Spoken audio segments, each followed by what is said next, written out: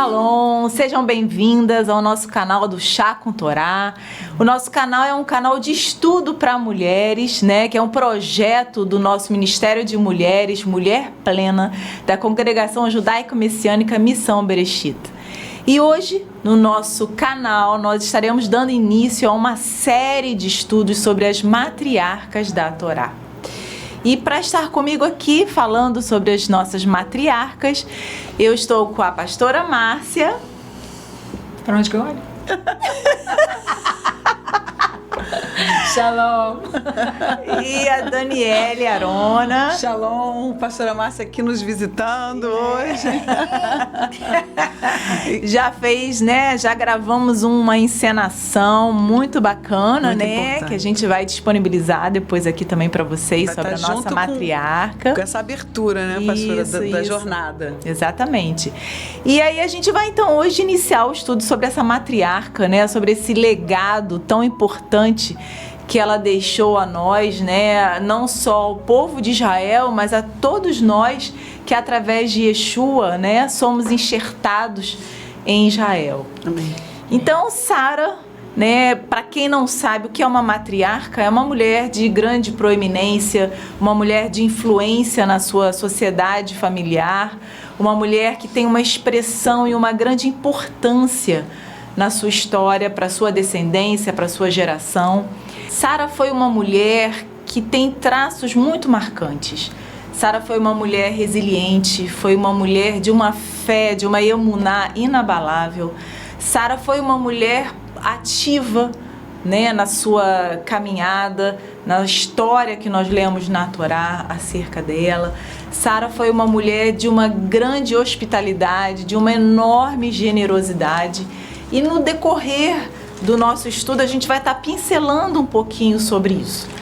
Mas eu queria agora iniciar passando para a Dani Arona para a gente contextualizar, né, o momento em que se passa a história de Sara.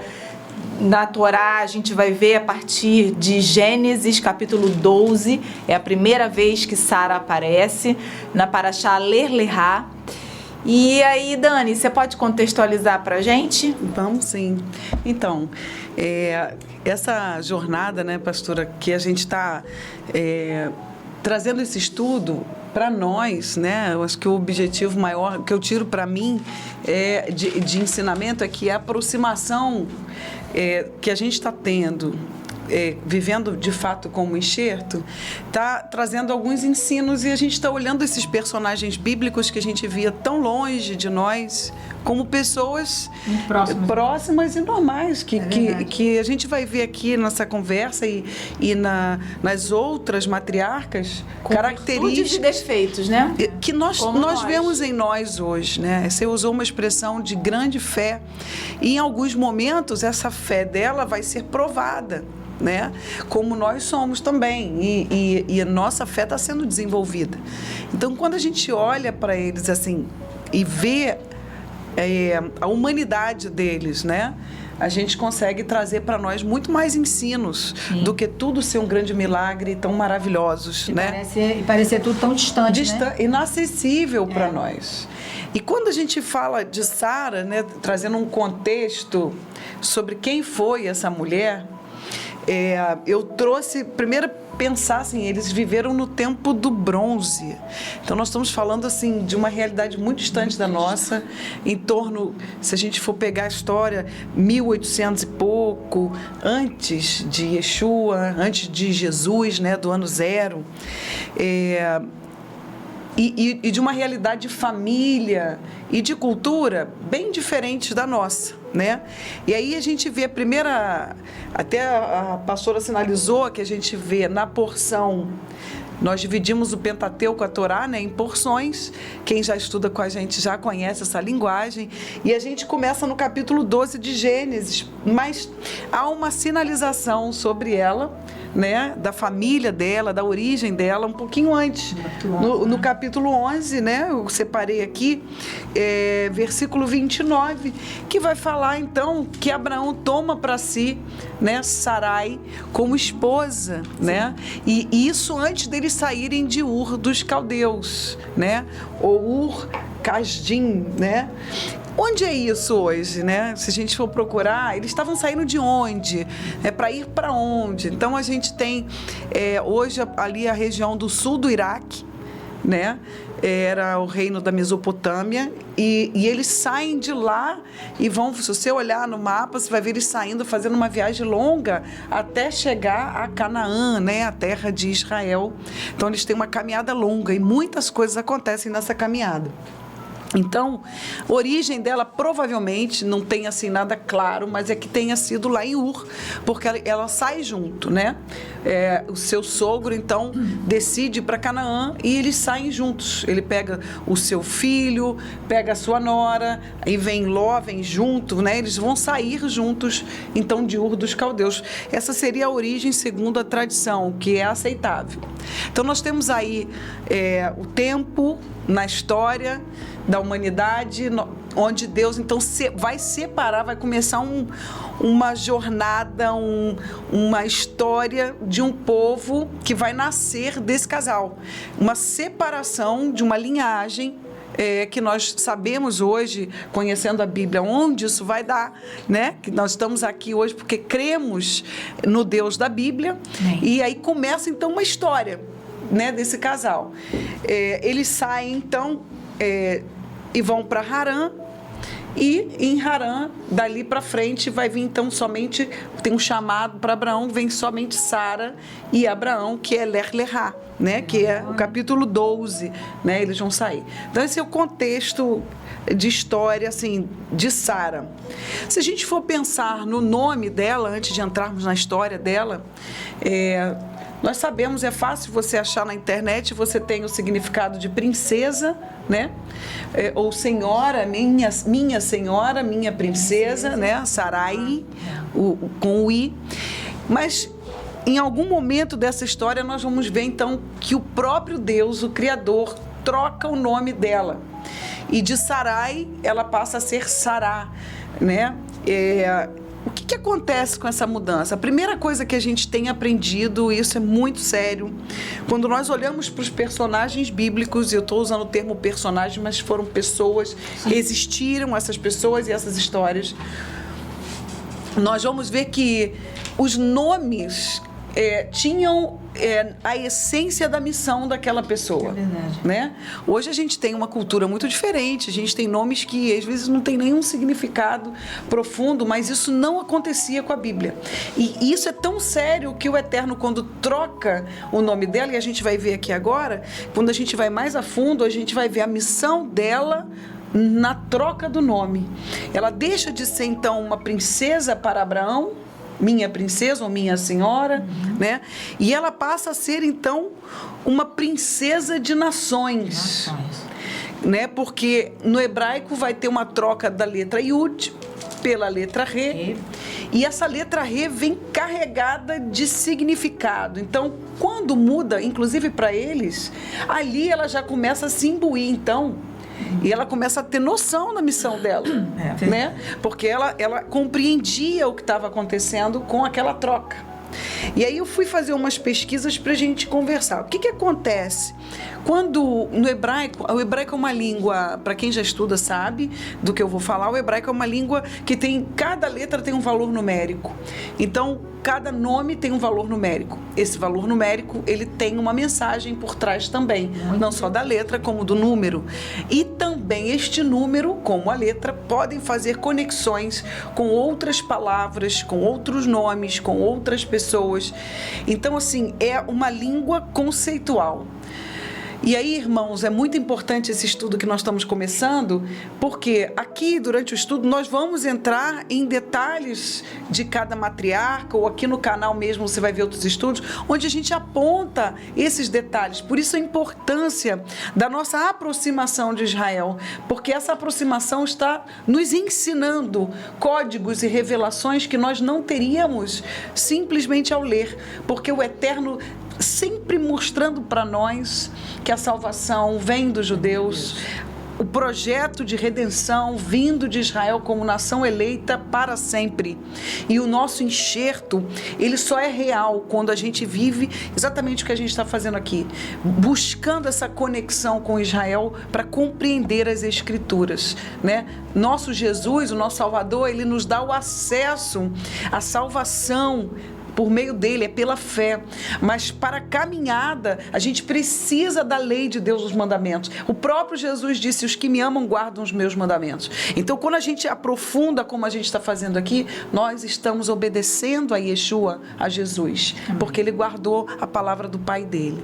Então, nesse contexto que a gente está entrando nessa jornada, o que a gente pode ver nessa mudança do nome dela? Houve uma palavrinha que Israel, que o judeu usa, chama tikkun. Houve uma correção do Eterno na história de Sara. Ela então recebe a sua missão, seu tikkun. Ela vai fazer é feita nela uma correção da história dela, né? Já começando pelo próprio nome, há uma correção. Você não vai ser mais a princesa de um homem só, mas de nações, porque eu vou te fazer mãe de reis, de nações. Isso tudo está no texto bíblico. Então, essa palavra tikkun, correção, além do nome, ou seja, da missão dela, também há um tikkun, uma correção no corpo dela, que já era mais velha, mais idosa, e a gente conhece a história, nós vamos falar mais à frente, porque o corpo dela recebe a Shekhinah, recebe a glória de Deus com essa mudança de letra.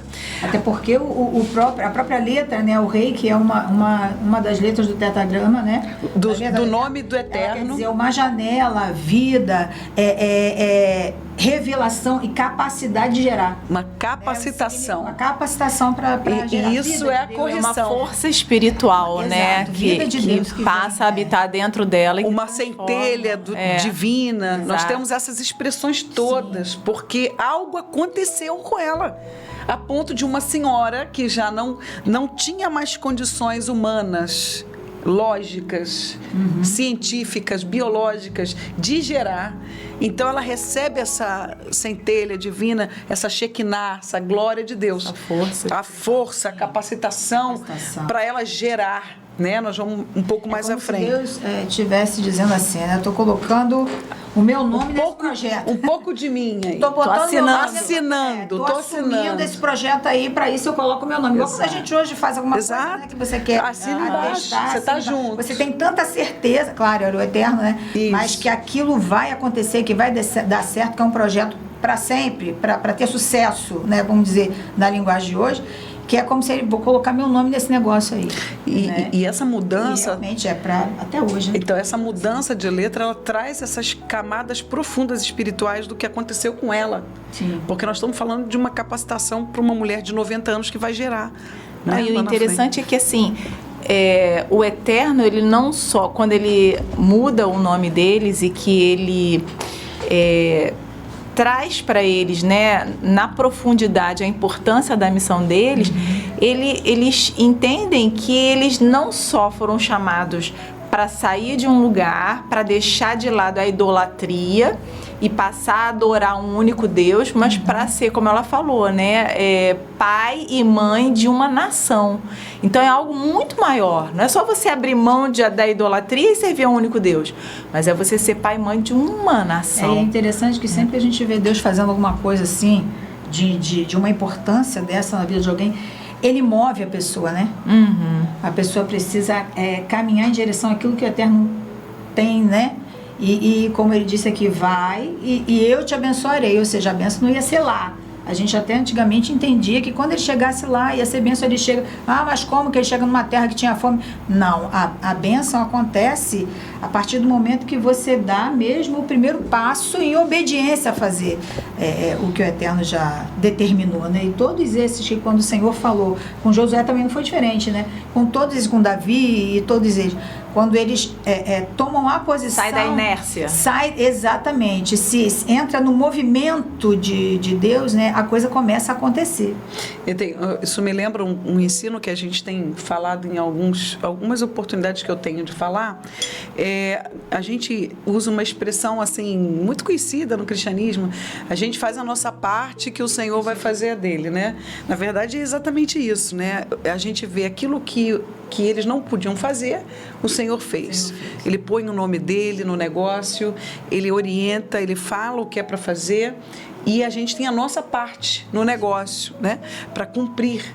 Que eles, no caso deles, a gente vai ver que mais à frente, eles têm que sair da terra que eles estão, sair da parentela, porque Deus já estava imbuindo eles, dando a eles a condição de fazer tudo aquilo, né? Não só sair da terra e da parentela, mas abrir mão de tudo aquilo que eles tinham vivido, né? Que da história, da família. Contrário ao projeto que Deus tinha, né, para eles. Ur dos Caldeus era um lugar próspero. Próspero. Aí você era pensa, cidade grande. Daqui eu vou para onde? Para onde? Se o melhor lugar é esse aqui. Exatamente. Mas quando você crê no que o Senhor fala, né? Porque Ele é que é o Senhor, Ele transforma o ambiente. Tem infinitamente mais do que tudo que pedimos ou pensamos, né? E aí você vai. E foi essa fé que eu acho bonita demais neles, né? Porque qualquer pessoa a gente ia falar, como que eu vou sair desse lugar que é o melhor, para onde que Deus poderia me levar que fosse melhor que isso? Ou seja, não está em Deus.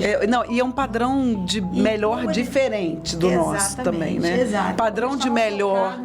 O que eu considero que é melhor para mim, não é o que o Eterno diz que é melhor para mim. Sim, eles tinham muito essa compreensão, né? E aí ela, como mulher, no meio de tudo isso, que é muito importante, que a gente vai ver nas matriarcas, elas assumem a missão do seu esposo. Elas entendem que elas fazem parte daquilo. Mas existe uma virada de chave, que a gente vai ver o momento em que ela entende que ela não estava ali somente como uma mulher com uma responsabilidade espiritual somente, mas havia uma participação maior. Ela percebe e Abraão também. Mas ela, como mulher, como a nossa perspectiva é olhar para ela como mulher, a gente precisa compreender que ela entende que precisa acompanhar o esposo nessa missão, porque era ele que estava recebendo a direção, né? E aí eu sinalizo aqui também com a mudança do nome dela, que foi importante para ela compreender e entender que ela fazia parte disso. Ela, segundo a tradição, esse nome dá a ela, então, um estado de sair da passividade como somente a esposa para um papel, uma atuação mais efetiva, a ponto de, no futuro, ela ser chamada de uma profeta no meio de Israel, pelo comportamento que ela vai ter, né? E mais uma coisa que é importante a gente falar aqui, quando você fala de número, de gematria, você reduz o número das letras para um número único. No caso dela, a gente tem algumas coisas interessantes. De Sarai para Sará, em Sarai a gente vai ter uma gematria, um número absoluto de número 6, que é o número do homem, da imperfeição, das limitações, né? Sarai. E com Sará a gente tem o número 1, na gematria reduzida, né, que é 10 e vai dar 1, o eterno errad, ou seja, em Deus, né, em Deus, e a gente sabe que o 1, errad, esse número na gematria, ele representa o eterno, que é 1, é o único que é 1. Uma outra coisa interessante de Tikkun, de correção no nome de Sará, é que ela tem também a mesma gematria de Eva, de Ravá. Olha que interessante.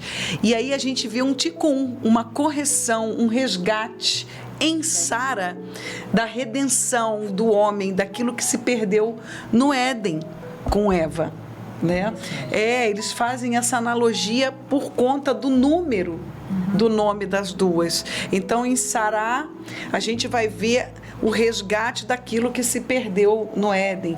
Então, veja quantas coisas a gente já tem aí do nome, da mudança do nome dela, dessa mulher, né? E um apontamento messiânico. Quando a gente fala, então, de Tikkun e de que a gente vai ter um resgate em Sara, a gente está apontando para uma linhagem de onde viria o nosso Salvador, o nosso Redentor, né?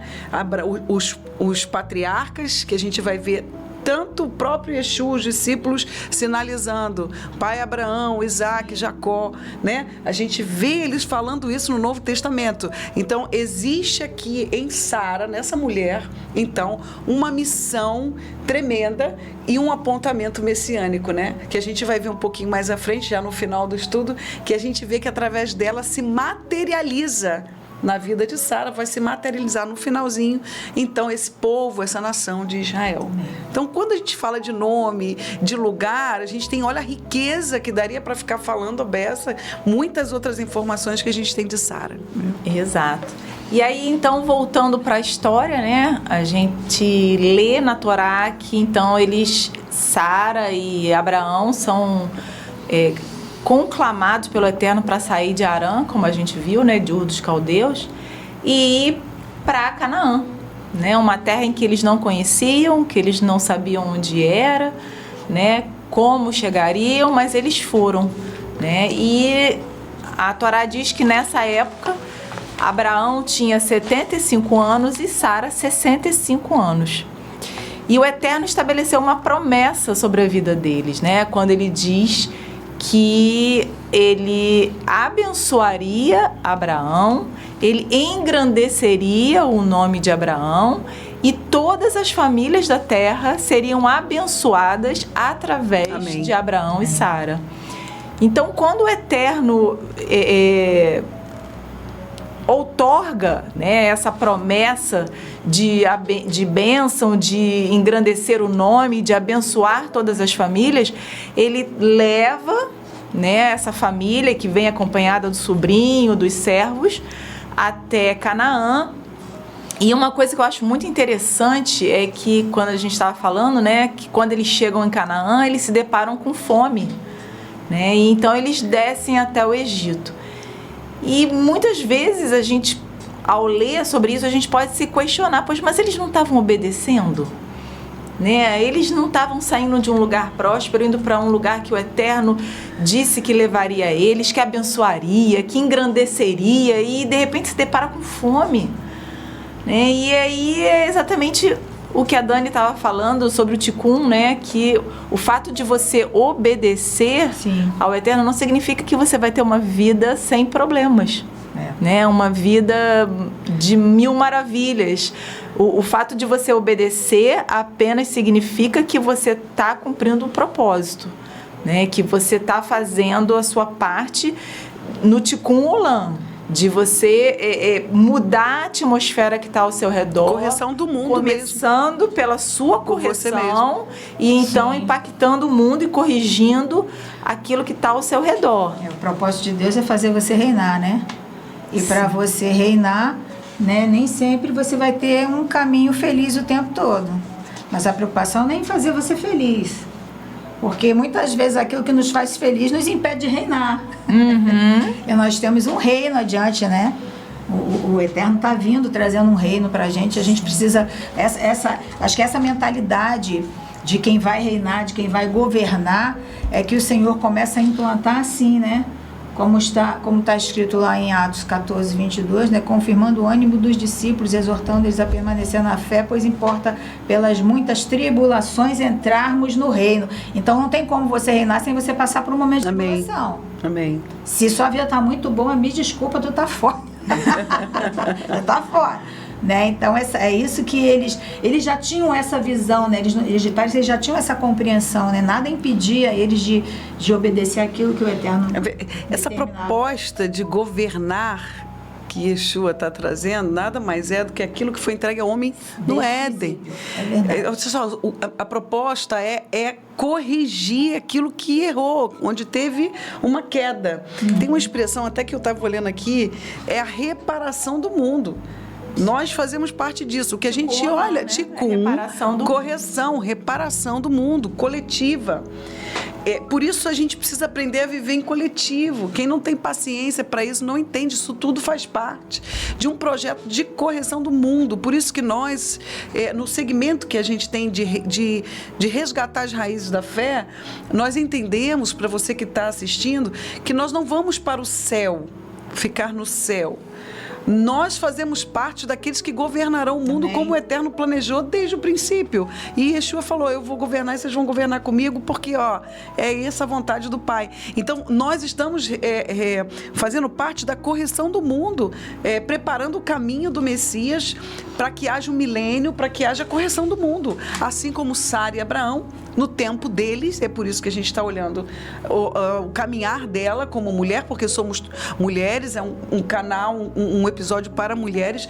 Qual o papel dela nessa situação? Como esposa, futuramente como mãe, no desafio na geração dela, né? A gente entrou aqui já no início da caminhada dela, ela com 65 anos não tinha filhos, e ela já era casada. Na idade dela, outras mulheres já tinham filhos e ela não tinha. E uma época em que a esterilidade era sinônimo de vergonha, né? Porque a mulher, ela era criada para gerar. Até porque estava mais pertinho, vamos dizer assim, do início da criação, onde as mulheres cumpriam plenamente o propósito de multiplicar, né? Estava bem lá no comecinho, a gente está falando lá de 1800, mais ou menos, né? Lá atrás. A honra da mulher e os filhos, né? Exatamente. A capacidade de gerar. Exatamente. E aí ela vem para o Egito, eles descem para o Egito, né? Para poder fugir daquela fome. E a Torá diz que diante de uma beleza notável que Sara tinha, né? E então Abraão, com medo temendo pela sua própria vida, ele esconde, né, o relacionamento de marido e mulher. E aí essa é a primeira vez em que Sara é, vamos dizer assim, raptada pelos príncipes de Faraó e ela é levada até o Egito. Né? Depois a gente vai ver mais à frente que isso acontece novamente em Gerar, né? Quando ela é também raptada e levada até Abimeleque. Mas nas duas vezes o Eterno poupa a vida de Sara, né? De passar por algum relacionamento sexual não desejado por conta da promessa. A cultura judaica é interessante, que ela diz que quando o faraó tentava tocar Sara, o anjo vinha e batia nele. mas ele é uma forma de bater, foi a praga, né? Na verdade, exatamente, são dois momentos. E aí, essa situação, a gente estava conversando um pouquinho antes de começar a gravação, a gente está aqui estudando junto com vocês.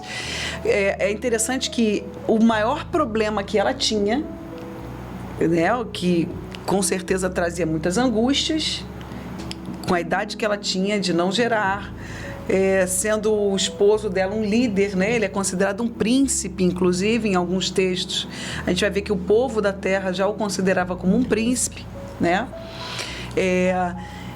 Abençoado de Adonai, né? Do Deus de Abraão, não era tão conhecido dos outros povos. Veja o contexto dessa mulher.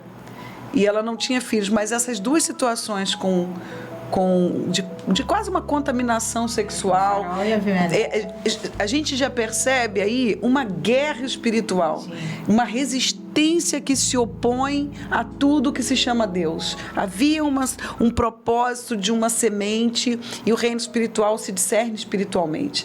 Então, a resistência que se opõe ao que se chama Deus, as trevas, o inimigo, como você entender, ele estava agindo para tentar, no meio de... A gente costuma chamar de brecha, porque ele não diz que ela era esposa, houve ali uma brecha, vamos dizer assim, né? A gente vai ver, então, ela indo... ela quase sendo havendo uma profanação desse casamento, ainda dessa aliança. Que ela era estéril. Não, né? Nessa hora, ainda bem que ela era estéril, porque há aquela interpretação de que Isaac poderia não ser filho de Abraão, né? Por isso que na paraxá seguinte fala, quando começa a falar sobre Isaac, fala Isaac, essa é a história de Isaac. Isaac, filho de Abraão. Abraão era pai de Isaac.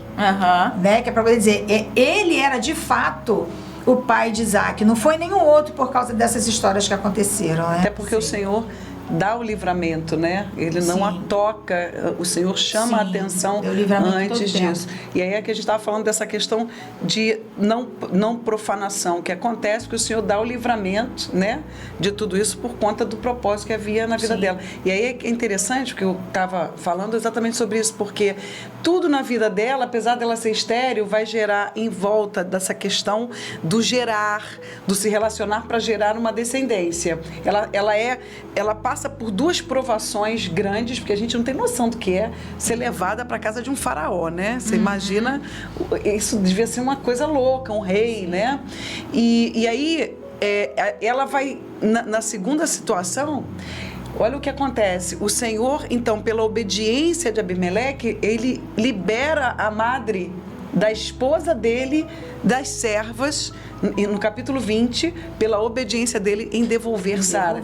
E a gente vê essa questão da gestação, que o Senhor fala que não em teria volta mais descendência, dela. né? Não teria. mais descendência. E olha que isso por quê? Porque ele devolve Sara. Mas você entende que a situação que acontece, a correção que Deus faz ali, está ligada à gestação. E por conta de um propósito na vida dela. Nessa hora, o Senhor fala para Abimeleque, você procura Abraão, pede a Abraão para orar por você. Para ele orar. Para ele te abençoar, Olha porque ele é profeta. Olha a correção. Olha aí também o chamado dele, né? O posicionamento dele como profeta, a autoridade dele enquanto profeta de falar e o Senhor atestar. Se Abraão não abençoasse?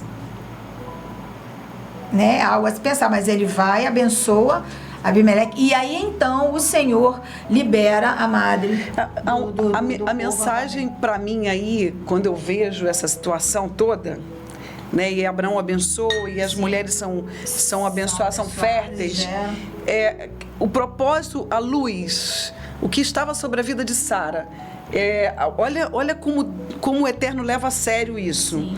Tudo estava girando em volta de gestação, de filho, e ela era estéril. Então, muitas vezes, e eu tiro isso para mim, eu quero compartilhar isso, porque qual o propósito de Deus para você, mulher? O que Deus tem para você? Se você não sabe, busca o Eterno, tem um propósito na sua vida. E muitas coisas, às vezes, que acontecem na nossa história, algumas resistências da nossa vida, algumas áreas que a gente não consegue romper, ouvi um rabino dizer que essas áreas estão conectadas com a nossa missão na Terra. Tem áreas que você tem mais dificuldades e precisa romper. Qual é o projeto de Deus? Porque ela teve muita resistência nessa área, né? Porque tinha um propósito de Deus na vida dela. Então, assim, é importante a gente buscar de Deus para entender e para a gente se posicionar, porque vão haver situações em que, para cumprir o propósito, eu preciso ter consciência do que Deus tem para mim, para eu também não desejar aquilo que não é para mim. Né? A gente estava rindo, tem muita gente que às vezes, né? A pastora está rindo, isso é uma cobiça, né? Sim. Daquilo que não é o seu chamado. E às vezes, eu por exemplo, tenho aprendido isso. Eu reconheço aquilo que eu não tenho capacidade de fazer, porque eu me conheço, né? E aquilo que eu sei que eu fui chamada para fazer, eu procuro, né? Mas quando eu vejo essa situação, olhar as resistências que eu tenho na minha vida, porque eu vou perceber o reino espiritual que alguma coisa tem para mim ali. Então, quando a gente vê essa situação de Sara com o faraó, com Abimeleque, a gente também pode tirar essa lição. E a história vai contar, né, que Sara, depois desses 10 anos de esterilidade, né, que ela tentando engravidar, apesar de ter a promessa sobre a vida dela, de que eles seriam pais de uma grande nação, se passaram 10 anos, e eu imagino que até nesse período de 10 anos, né, com toda essa beleza que ela tinha, que a Torá diz, eu acho que muitas vezes ela deve ter se questionado de que adianta tanta beleza se aquilo que eu mais quero eu não consigo ter, que é o meu filho, né, que é a minha família, que é a minha descendência, né? E então, ao cabo desses 10 anos, a Torá diz que ela já tinha 76 anos, e ela então começa, eu acredito que ela comece a pensar, a gente estava conversando sobre isso nos bastidores, né, que o propósito dela não seria um gerar físico, mas apenas um gerar espiritual. E então ela entrega, quando ela imagina que ela não vai mais conseguir dar um filho, né, real para Abraão, né? Ela entrega Agar, que é a escrava egípcia dela, que alguns estudos dizem que inclusive ela é filha de Faraó, né? Que entregou Agar para ela. Mas ela entrega Agar para o seu marido Abraão para que ele se deitasse com ela e através de Agar, da sua escrava, ela pudesse cumprir o propósito da maternidade. E a Torá diz que então Agar gera Ismael. E eu imagino também que ela deve ter ali em vários momentos se sentido confrontada, afrontada. Que Agar afronta. Né? Desafiador tudo isso. Foram momentos assim de grande resiliência, de grande emuná, e por isso que Hebreus 11 cita Abraão e diz igualmente Sara, né? Que diante de todas aquelas provações, de tudo aquilo que eu acho que muitas vezes, quando eu me coloco no lugar dela, eu imagino que talvez fosse assim uma grande enxurrada de pensamentos, né? Que tomassem a mente e o coração dela, de coisas que talvez às vezes, apesar de temer e servir ao Deus Todo-Poderoso, muitas vezes acredito que ela tivesse se perguntado, né, do porquê, de pra Porque quê. não ela, né? Numa situação assim. Exato. Até que então a gente se depara com um texto em que o Eterno chama Abraão e anuncia a Abraão que ele vai ser pai através de Sara, que eu acho que vale a pena a gente dar uma lida, porque é um texto maravilhoso, que está em Gênesis, se não me falha a memória, 15. Esse capítulo é muito bonito. Né? 15, vamos ver aqui. Peraí. 15 não, é 17, versículo 15. O 15 é lindo também, pastora. É. Quando ele fala da descendência espiritual, né? Que ele fala para olhar para o céu, 4, né? Fala assim, que somos nós, eis né? que veio a palavra e falou com Abraão. Isso. Quem era a palavra? Amém. Amém. O verbo vivo. Que desceu veio do e céu. falou com Yeshua. ele. E o interessante é que quando ele fala nessa passagem do capítulo 15, né? E ele fala, olha, diz assim, ele creu no Senhor e fala, então o levou fora. O levou fora. Aí a gente está aqui cogitando isso, né? Ele fala, o levou fora. E aí ele fala, olha para o céu. E mostra as estrelas, né? Ele começa a falar aquilo tudo. E aí Abraão começa a oferecer sacrifício. Aí diz, lá no versículo 17 desse capítulo, fala, e sucedeu o quê? Posto o sol, houve escuridão. Então, que estrela foi essa que ele viu? Se só depois disso tudo que o sol se pôs. Aonde Abraão foi levado para ver o que ele viu? É uma pergunta. Amém. Sim. Vamos pensar. Tá nas entrelinhas, né? Tá nas entrelinhas. Foi a palavra. E então, Esse indo capítulo lá diz para o assim. capítulo 17, versículo 15, diz assim: Deus disse a Abraão: quanto a Sarai, sua mulher, você não deve chamá-la Sarai. Seu nome deve ser Sara. Eu a abençoarei, além disso, darei a você um filho, nascido dela. Eu a abençoarei muito, ela será mãe de nações, reis de povos procederão dela. Nesse momento, Abraão prostrou-se com o rosto em terra e riu. Não foi só Sara que riu, Abraão também riu. Importantíssimo deixar esse registro.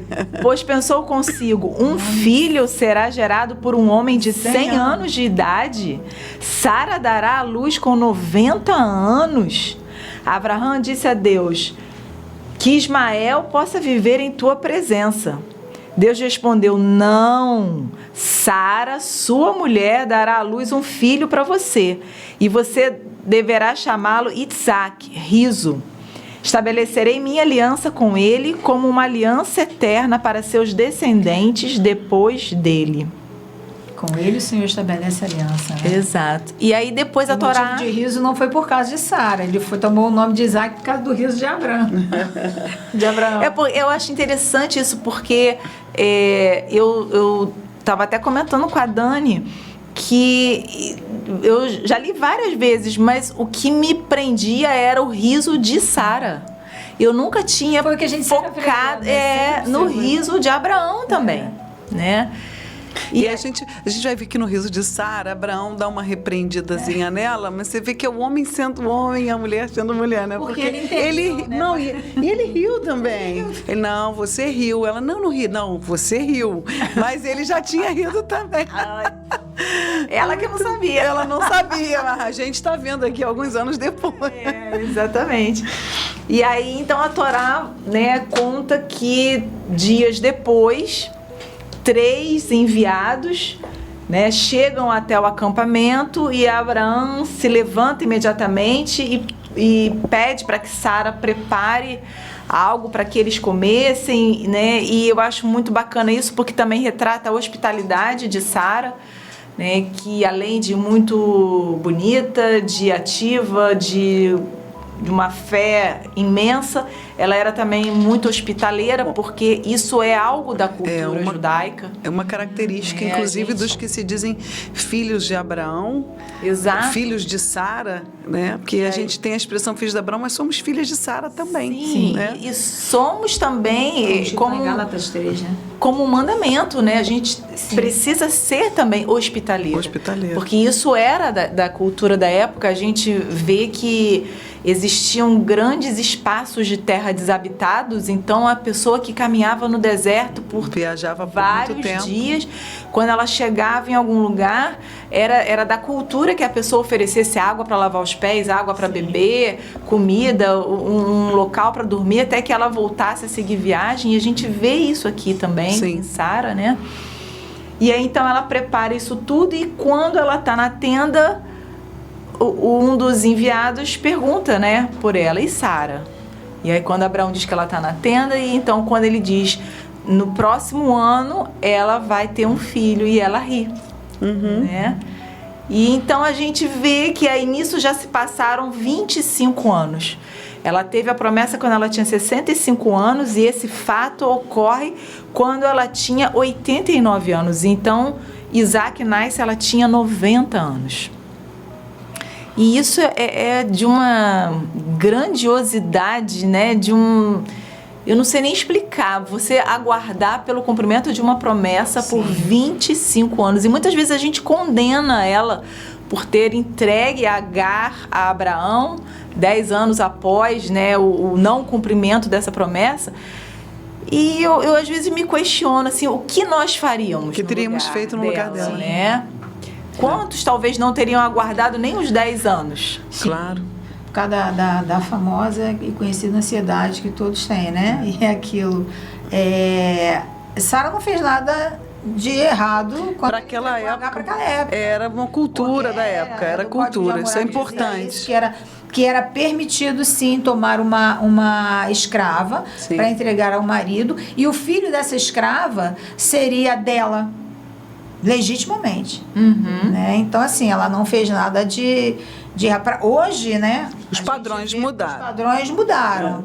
Para hoje seria diferente.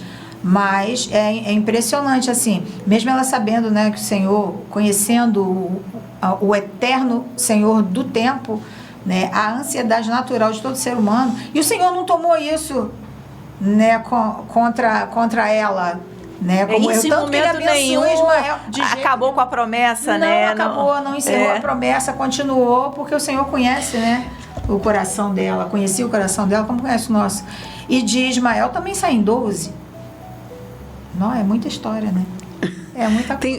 Eu acho que a gente precisa ler a Bíblia com uma maturidade de entender os tempos, né? Sim, entender. Porque o povo naquela época, eles tinham um entendimento diferente, eles tinham saído do paganismo, tinham saído de Ur. E era uma outra cultura. Totalmente diferente. Era a base deles, inclusive. Eles estavam conhecendo o Eterno naqueles anos que foram se passando.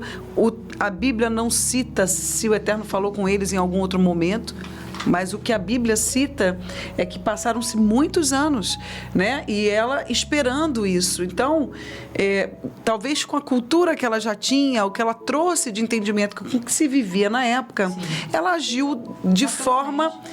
falou, bom, eu faço parte da missão espiritual, com o meu esposo, com o meu Senhor, de orientar sobre o nosso Deus, que eles estavam conhecendo, Hashem, né? O Eterno estava se apresentando para eles. E ela vai fazer a parte biológica, né? Então, a gente precisa se colocar no lugar dessas pessoas e voltar no contexto. O capítulo que a gente vai fazer da próxima matriarca é de Rebeca. Não troquei, né? Não. Eu troco Rebeca por Raquel. E a gente vai ver também na história dela uma percepção diferente dela como mulher, não é, pastora? Porque a gente tem um pré-julgamento em 2025 olhando para lá. Mas eu, quando leio a Bíblia, eu preciso me transportar para lá e olhar de lá para cá para compreender a realidade que eles viviam, né? Então, isso é importante a gente quebrar esse entendimento errado. Sim. E depois, a Torá diz que depois que nasce Isaac, quando ele completa aproximadamente entre 2 ou 3 anos, né? Ele é desmamado, Abraão faz um grande banquete. Uma festa. Só que nesse momento, né, pastora Márcia, você trouxe algo muito interessante, que acontece que Sara que ela vê? Algo.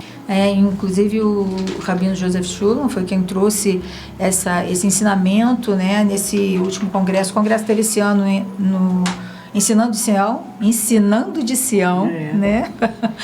De quem ele também é associado com eles, né, na verdade. Em aliança, Em aliança, aliançado com eles. E ele trouxe essa palavra pra gente, é uma expressão que é metzarek. E essa expressão significa, assim, a gente ia dizer bolinar, Molestar, sexualmente. Tem um cunho sexual, aquilo que Sara vê. Né? Esse zombar, ele pode ser traduzido também como zombar, como molestar, depende do momento que está acontecendo. E a gente vê essa mesma expressão 3 vezes aparece na Torá. Na primeira vez aparece em Gênesis 21:9, quando Sara vê Ismael zombando de Isaac. Isaac tinha 3 anos, Ismael tinha em torno de 16 anos. 17 anos. Ele está fazendo alguma brincadeira maldosa, sim, com cunho sexual. Com cunho sexual, né? Exatamente. É um tipo de abuso, Isso. né? Porque é uma criança também. E aí essa expressão Metzarek também é encontrada a segunda vez em Gênesis, no capítulo 26, versículo 8, quando Abimeleque, chegando na janela, ele vê Isaac com Rebeca, né? Futura, é isso mesmo. Isaac com Rebeca. Tendo intimidade. E ele estava naquela mesma condição que o pai dele, Abraão, estava com Sara, no mesmo reinado. Né? A gente não sabe se é o mesmo rei, tinha o mesmo nome, os filhos também tomavam o mesmo nome, né? Mas no mesmo reinado.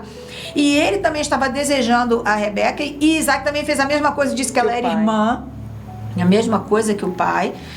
E aí, quando ele vê, a palavra que ele fala é Metzarek. Ou seja, ele estava vendo alguma intimidade com ele. E essa palavra aparece a terceira vez em Gênesis 39, quando a mulher de Potifar, né, desejando José, e ele a rejeita, e ele sai correndo, ela agarra na roupa dele, rasga, né? E aí ela vai falar. Acusa, né? Vai acusar ele, e ela fala, tipo, como se ela falasse: José Metzarek. Ou seja, ele tentou abusar de mim. Alguma coisa. Então, na verdade, quando Sara, né, hoje já tem esse entendimento, cogita-se esse entendimento a respeito dessa expressão, de que quando ela manda, né, quando ela fala para Ismael ir embora, né, e a mãe com o filho ir embora, e Abraão fica naquela situação, ele vai consultar o Senhor. O que o Senhor fala? Não faz o que Sara está mandando, que ela está certa. Porque na verdade não eram ciúmes. Não era ciúme. Bobo, né? A gente aprendeu a vida inteira que era ciúme. Agora eu tenho meu filho, então eu não quero mais essa mulher com esse outro filho para disputar a herança com Isaac, né? A gente aprende durante muito tempo que seriam ciúmes, né? Sim. Mas quando você vê que o Eterno, ele confirma, né, esse posicionamento de Sara, você imagina que há algo além, né, que não foi uma simples zombaria, como a gente vê em muitas traduções, né? É algo muito sério, né? Então, e o Talmud fala, né, que por conta disso Sara, ela é considerada uma das 7 profetisas, ou seja, das mulheres que receberam profecias do Eterno. Sara foi a primeira, por conta desse entendimento, desse discernimento que ela teve diante do que ela viu, né? Então o Talmud a considera como uma das primeiras mulheres que receberam profecias do Eterno. Se a gente se colocar, né, no lugar, eu fico o tempo todo tentando, porque a gente não imagina isso. Só na pele dela. Não é? Não, a gente não imagina isso. Imagina o que ela viu. Porque o verbo, essa palavra, ela muda todo o sentido de tudo que a gente aprendeu até aqui sobre Sara, sobre o comportamento dela, né? Que achava-se até, poxa, que mulher egoísta, né? Mas como ela teve coragem. O que eu faria no lugar dela? Não, e ela precisava veja, elas carregavam, essas mulheres, as matriarcas, todas elas carregavam uma missão que era uma coisa muito maior que elas. Os servos todos sabiam Sim. que o Eterno falava com Abraão.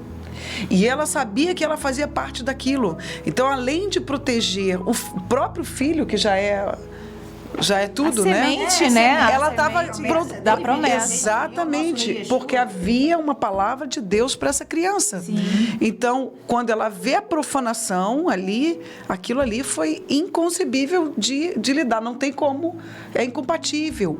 Sim. Por isso que teve que se afastar. É zelo, incompatível. Né?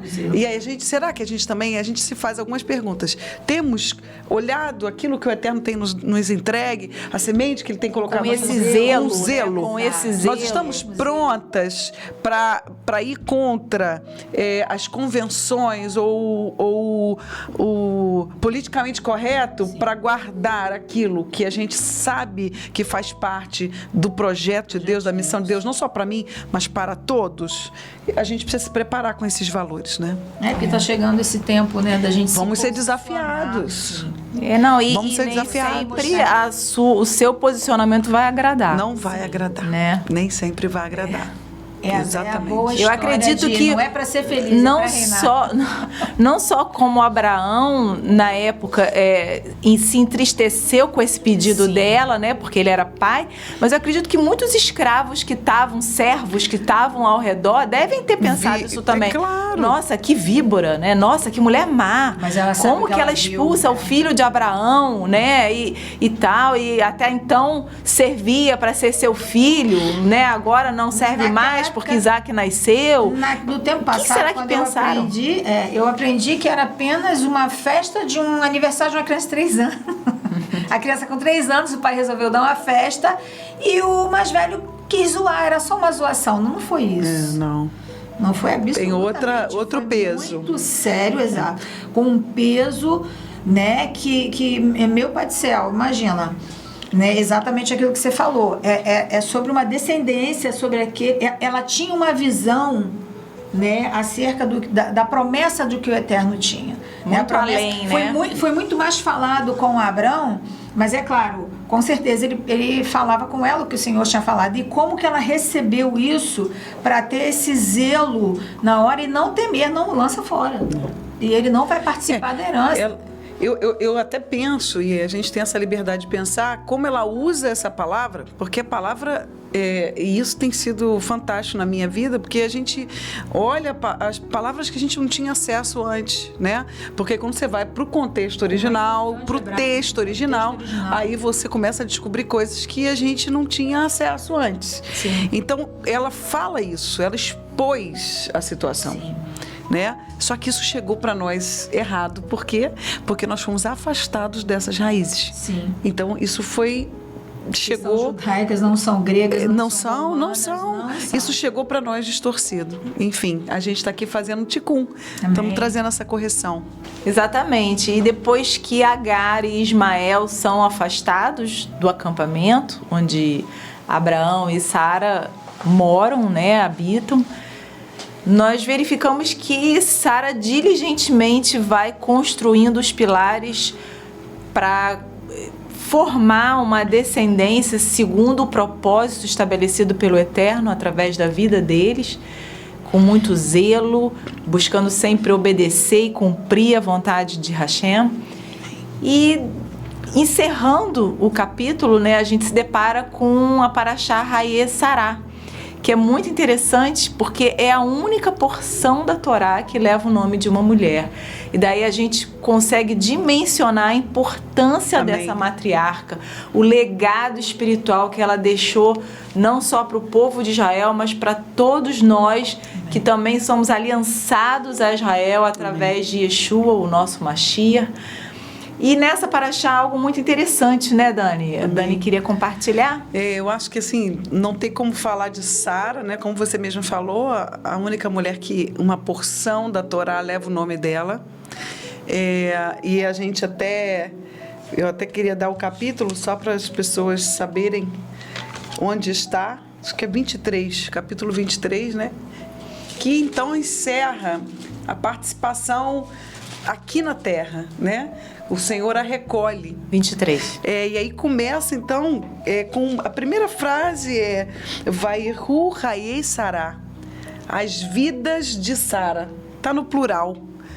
Começa a porção com a morte de Sara e diz as vidas, né? E aí são muitas as interpretações. A gente tem aqui no canal uma porção, Raiei Sará, um episódio sobre isso, maravilhoso. Não percam. Não percam, tá aqui no nosso canal.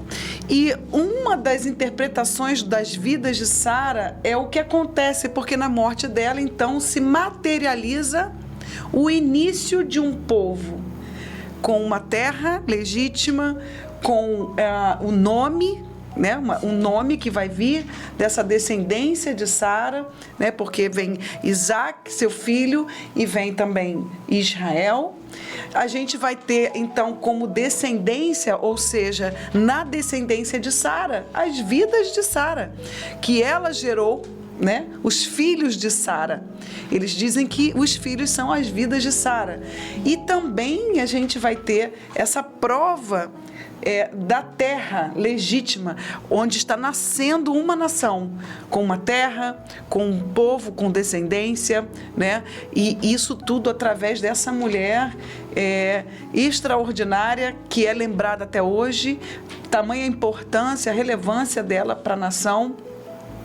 E a gente tem sempre, na cultura, a gente aprende que a gente vai ver no próximo episódio, que nós vamos ver sobre Rebeca, toda a energia, toda a luz, tudo que estava sobre a vida de Sara, que quando ela é recolhida por um período, aquilo fica adormecido, a tenda dela com muita alegria, a nuvem que estava sobre a tenda dela, as luzes que eram acesas no Shabat, que trazem uma representatividade grande da vida de Sara, nós vamos ver isso então ser reacendido em Rebeca, né? Então, toda a história de Sara que a gente vai ver, né, durante essa passagem que a gente veio aqui estudando juntas, mostra então uma mulher que, junto com seu esposo, fez parte. E em determinado momento que a gente passou aqui, o próprio Abraão vai reconhecer que o propósito da vida dele não era sem Sara. Ele reconhece que tinha que ser com ela, né? O propósito não era só dele, né? E o filho era com ela. O Eterno não aceita outra mulher. Então, de todos esses ensinamentos, a gente fica com um deles que é muito importante. Eu continuo dizendo isso. Precisamos identificar na nossa vida qual a promessa de Deus, o que Ele tem falado para nós, porque quando a gente olha para a vida dela, a gente vê a vida dela ecoando na história de Israel até hoje, e não só, e o Eterno cumprindo o que Ele disse. Sua descendência será como a areia do mar e as estrelas, uma descendência espiritual, uma descendência biológica, e nós aqui falando da nossa mãe Sara como uma representação da descendência espiritual. Amém. Também. Amém. Amém. Amém. Baruch Somos Hashem. filhas de Sara. Somos filhas de Sara. Amém, amém. Então, pessoal, eu espero que vocês tenham gostado desse nosso estudo sobre a nossa primeira matriarca, Sara, que foi essa grande mulher que realmente teve uma vida muito significativa, né? E que construiu esses alicerces para toda uma descendência, como a Dani falou, repercutindo até os dias de hoje. Que com certeza eu acredito que cada uma de nós, mulheres, temos muito a aprender com ela, né? E agradecer ao Altíssimo por essa herança que a gente teve através da vida dessa grande mulher. Amém. E temos uma surpresa. Antes de terminar, nós queremos deixar aqui, não perca, no próximo videozinho, nós temos a nossa querida Sara. Nossa matriarca trazendo uma mensagem. Interpretando de uma forma, assim, majestosa.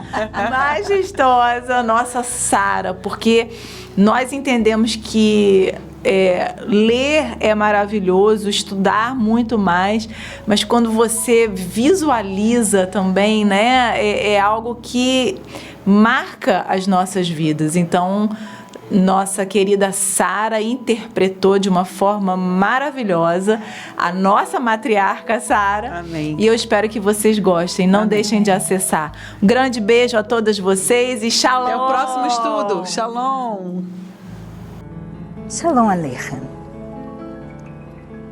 Me chamo Sara. Houve um tempo em que o nosso pai Terá decidiu sair de onde habitávamos para ir para outras terras. Eu achei estranho, não compreendi, porque morávamos em Ur dos Caldeus. E ele ficava no Crescente Fértil, uma das terras mais prósperas da Mesopotâmia. Mas o Senhor havia dito para o nosso pai seguir. E nós obedecemos. Seguimos e paramos em Harã. Também uma terra onde havia muito comércio. Lá nos estabelecemos. Mas, passado algum tempo, o nosso pai morreu. E então, o Eterno, Hashem, falou ao meu senhor Abrão e disse que ele deveria sair daquela terra para ir para um local onde ele mostraria. Eu realmente não entendi, mas obedecemos e seguimos direção a Canaã. O meu senhor Abrão tomou a mim, ao seu sobrinho Ló e aos servos que adquirimos quando estivemos em Harã, e lá prosperamos. Chegamos numa cidade chamada Siquém e lá paramos para descansar. Enquanto paramos, Hashem falou novamente ao meu senhor Abrão e disse que toda aquela terra, todo aquele território seria entregue a ele e à sua descendência. Mas eu era estéril, não compreendi, mas obedecemos e seguimos caminho. Com essas caminhadas eu aprendi algo, que a bênção de Hashem não vem quando chegamos ao nosso destino, mas quando obedecemos e damos o primeiro passo em direção à vontade do Eterno. Mas uma grande fome acometeu aquele lugar e precisamos sair dali e partimos em direção ao Egito. Chegando lá, o meu senhor Abrão temeu, porque alguns homens chegaram quando o aportamos. E ele, com medo, disse para mim: estou temendo pela minha vida por causa da beleza com que você foi agraciada. E naquele momento, eu entendi que nós éramos um, porque ele confiou em me falar dos seus medos. Ah, que alegria eu tive naquele dia. Mas eu orava e clamava a Hashem que nos guardasse. E Faraó me levou para o palácio dele.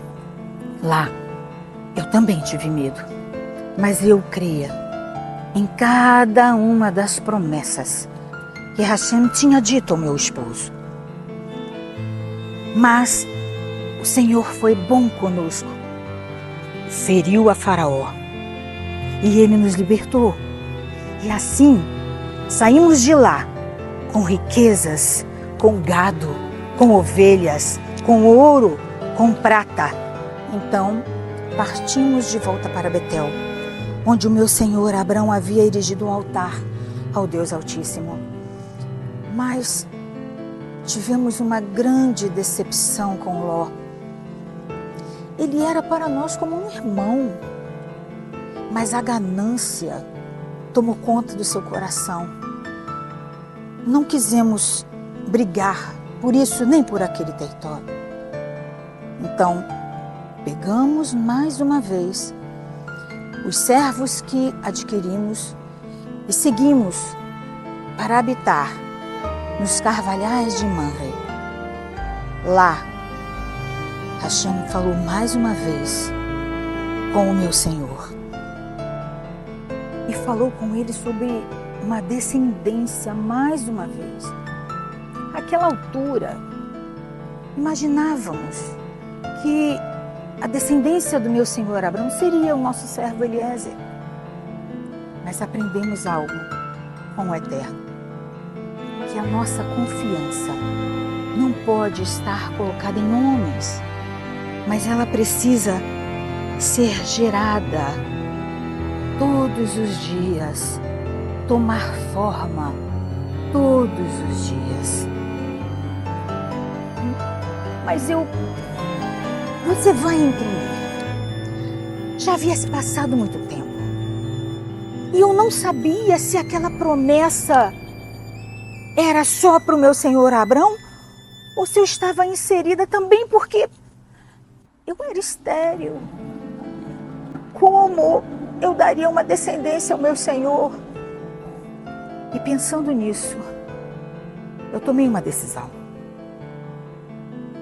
Eu pensei, a nossa cultura nos permitia, a nossa lei nos permitia que uma mulher que não pudesse dar descendência ao seu esposo tomasse uma serva e entregasse ao seu esposo, e o filho que ela geraria seria dela. Então eu pensei, meu Senhor anda tão triste.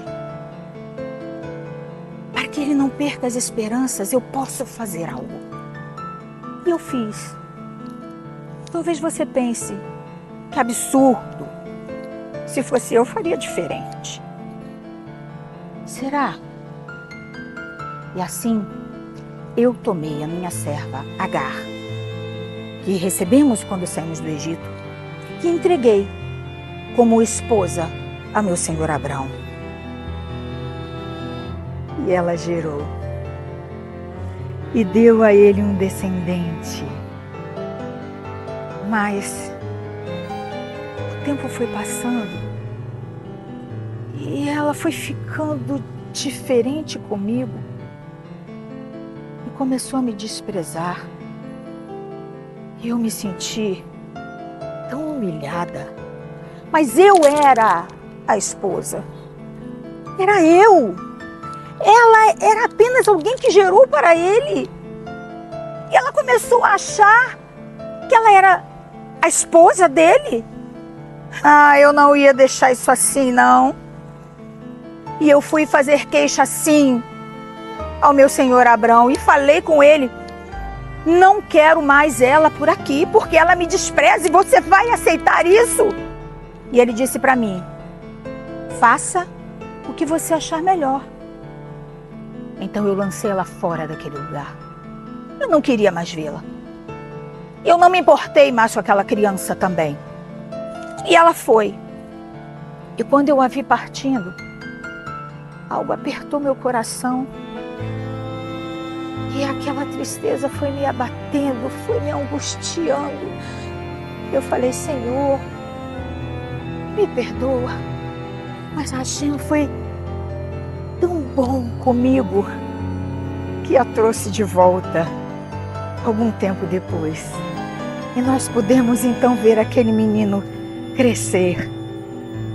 Mas certo dia, eu olhei ao longe e vi que havia uns homens diferentes conversando com meu senhor. Abrão veio correndo na minha direção e disse, faça bolos, faça algo, faça comida, produza alguma coisa, prepare alimentos, porque recebemos homens importantes. E eu pensei, que homens importantes naquele lugar? Mas ao olhar, eu vi algo diferente. Eles não eram comuns. Em Então eu corri e peguei tudo que tinha. Peguei a farinha e fiz pães. Eu fiz bolos, preparei e fui levar. E quando eu cheguei perto, eu ouvi ele dizer que daquele dia, há 1 ano, eu estaria gerando e dando uma descendência para o meu senhor Abraão. Me perdoe, mas eu já tinha 89 anos. Imaginei, esses homens não sabem o que estão falando.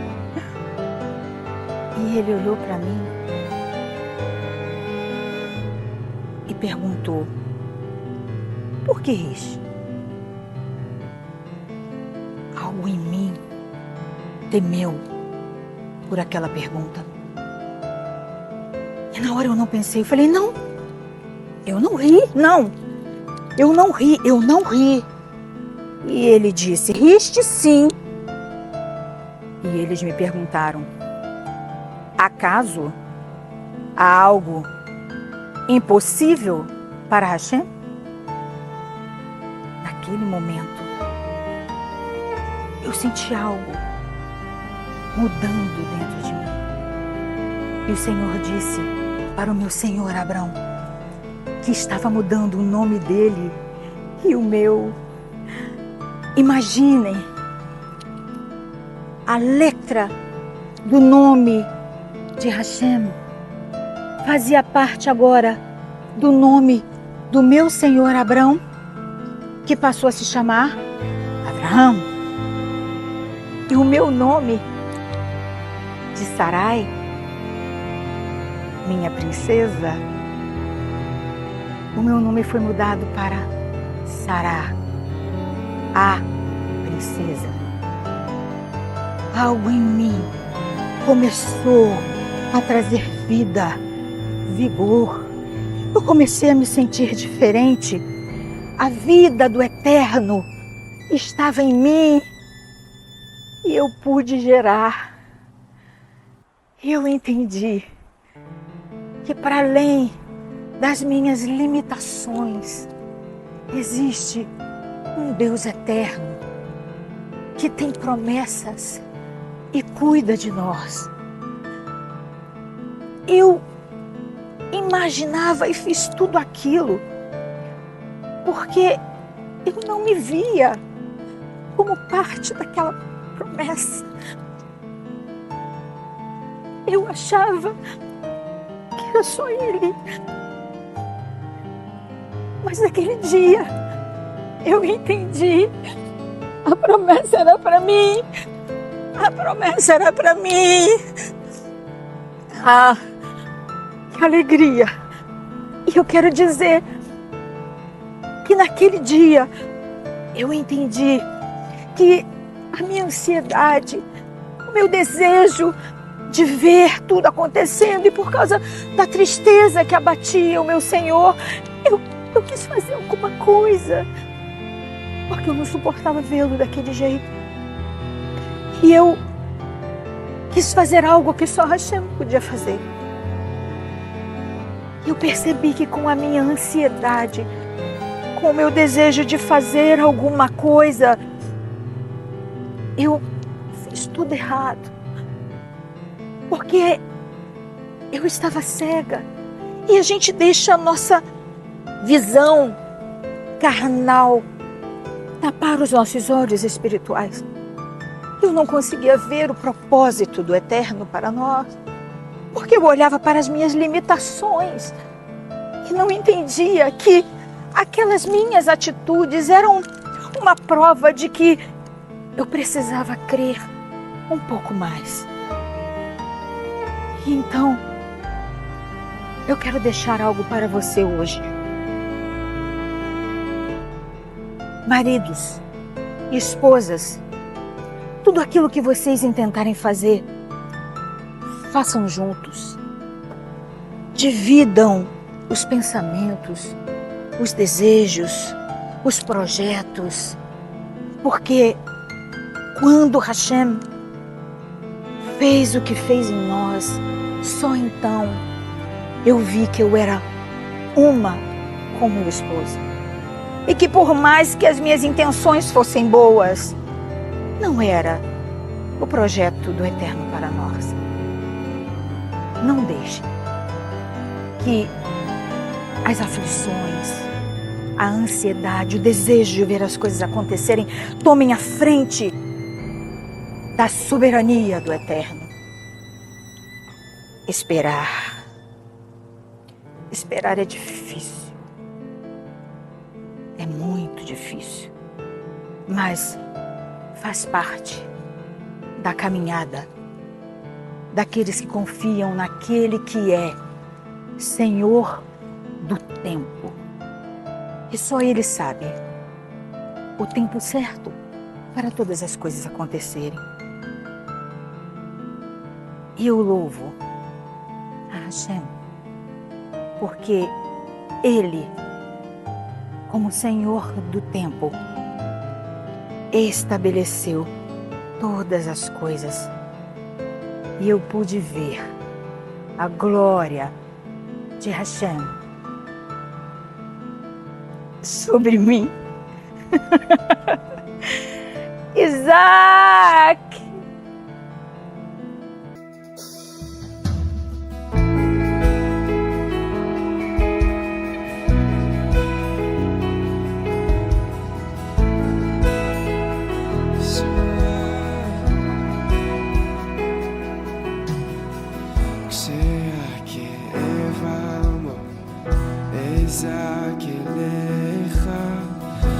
וכשאני רחוק אחזור